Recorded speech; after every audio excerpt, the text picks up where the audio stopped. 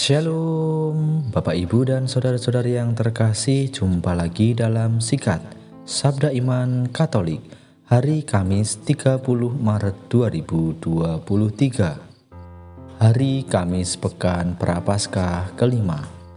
Bacaan dari Injil Yohanes bab 8 ayat 51 sampai 59. Marilah kita siapkan hati dan pikiran kita untuk mendengarkan sabda Tuhan. Semoga Tuhan beserta kita sekarang dan selama-lamanya. Inilah Injil suci menurut Yohanes. Dimuliakanlah Tuhan. Sekali peristiwa, Yesus berkata kepada orang-orang Yahudi, "Aku berkata kepadamu, sungguh barang siapa menuruti firman-Ku, ia tidak akan mengalami maut sampai selama-lamanya." Kata orang-orang Yahudi kepada Yesus, "Sekarang kami tahu bahwa engkau kerasukan setan, sebab Abraham telah mati dan demikian juga nabi-nabi. Namun engkau berkata, barang siapa menuruti firman-Ku, ia tidak akan mengalami maut sampai selama-lamanya. Adakah engkau lebih besar daripada bapa kita Abraham yang telah mati? Nabi-nabi pun telah mati.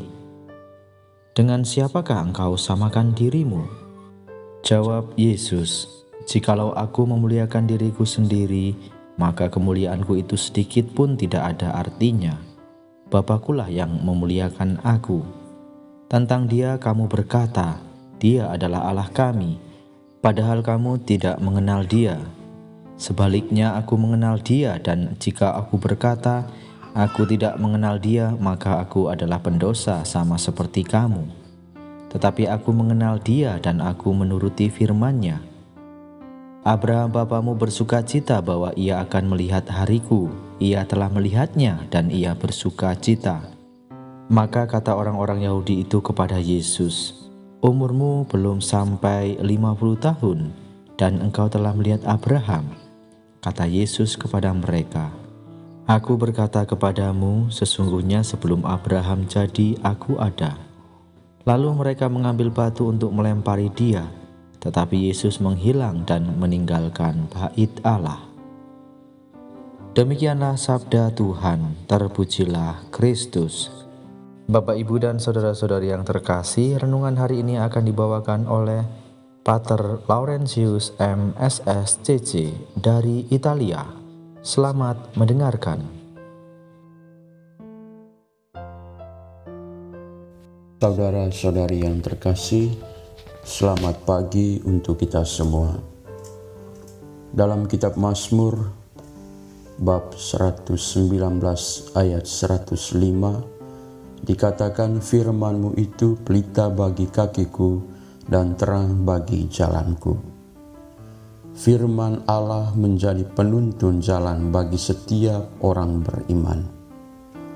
Dengan mendengarkan dan mengikuti firman Allah, maka setiap orang beriman akan menemukan kebenaran dalam hidupnya. Salah satu contoh orang beriman yang hidupnya berkenan di hadapan Allah adalah Abraham. Abraham sangat setia dengan Allah. Apa saja yang diperintahkan oleh Allah dilaksanakan dalam hidupnya. Karena kesetiaannya itu, ia menjadi istimewa di hadapan Allah, dan Allah mengangkat dirinya menjadi panutan bagi semua bangsa. Jadi Abraham menjadi istimewa di hadapan Allah bukan karena kehebatannya, tetapi karena dia selalu mengikuti firman Allah. Saudara-saudari yang terkasih, dalam Injil tadi Yesus katakan, "Barang siapa menuruti firman-Ku, ia tidak akan mengalami maut sampai selama-lamanya." Jika kita membaca Injil Yohanes bab 1, di sana dikatakan, firman itu bersama-sama dengan Allah, dan firman itu adalah Allah.